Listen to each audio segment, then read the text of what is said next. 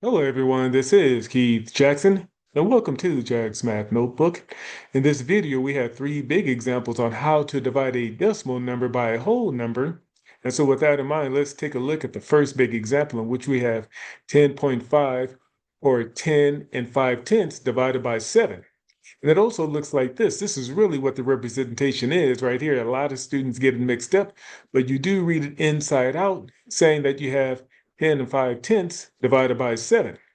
And so here's what we're going to do. We're going to think of this problem as dividing $10.50 by 7 people. And so when we work this problem out, we can move this decimal straight up because see, this whole number technically has its decimal right behind the number, okay, to the right of the number. It's kind of invisible because it is implied. Now we can do regular division. And what you can do also, you can divide, or I should say, you can see this divisor right here, and you can count by that divisor right here to help you do the division more efficiently. And so in this case, we know that 7 goes into 10 one time because see right here, here is at 7, and the next number is 14, and 10 falls between 7 and 14. So the only number that we can use is that 1 because we know that 7 times 1 will give us 7. And so 10 minus 7 will give us 3, knowing that 7 cannot go into 3 because 7 right here is the lowest number. So what we have to do is bring down the 5. And so now we have 7 going into 35.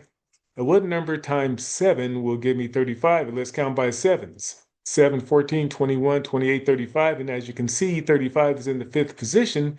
And that lets us know that 7 times 5 will give us 35. And we subtract that 35 right here from 35, and we get 0 as our remainder. So there is no remainder. So our answer is $1.50.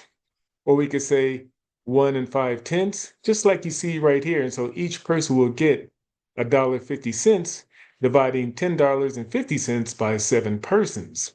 Let's move on to the second big example in which we have 24.12 or 24 and 12 hundredths divided by 6. Again, we can read it from the inside out, 24.12 divided by 6.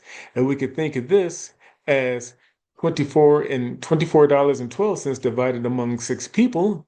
And as you can see right here, and the question is, but before we get to that question, let us raise that decimal straight up because see, the decimal right here is really invisibly behind the 6, as you see right here. And so now we're going to ask this question, what number times 6 will give me 24?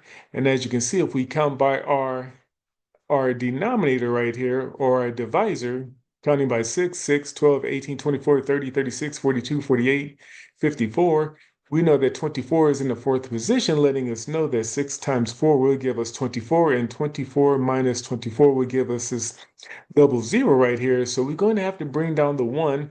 We know that 6 cannot go into 1, so we're going to put a 0 up here as a placeholder because now we have to bring down the 2, which lets us know that 6 can go into 12. How many times? 2 times because 12 is in the second position.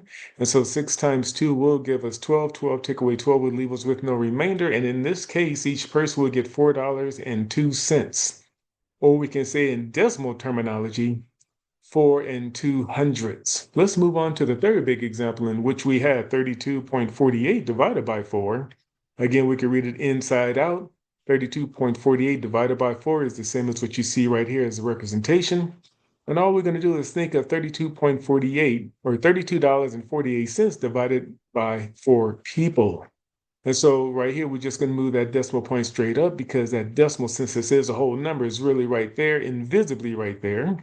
And so here's the question. What number times 4 would give me 32? And we can count by our divisor, as you see right here. And we know that 32 is in the eighth position right here. And so we know that 4 times 8 will give us 32. 32 minus 32 will give us a double zero right here. So we're going to have to bring down the 4. And we know that 4 goes into itself one time because there it is in the first position because we know that 4 times 1 will give us 4.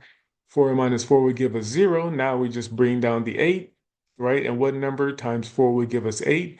2 because 8 is in the second position. 4 times 2 will give us 8 with no remainder. And so in this case, each person will get $8.12. And read as in, I should say in decimal terminology, this would be 8 and 12 hundredths, y'all. Okay, you have been given a lot of information. I wouldn't blame you if you need to pause the video to take a look at these three big examples or replay this video as many times you need to gain a deeper understanding of this concept. But in the meantime, please comment, share, like, and subscribe to Jack's Math Notebook for more content. Thank you and goodbye.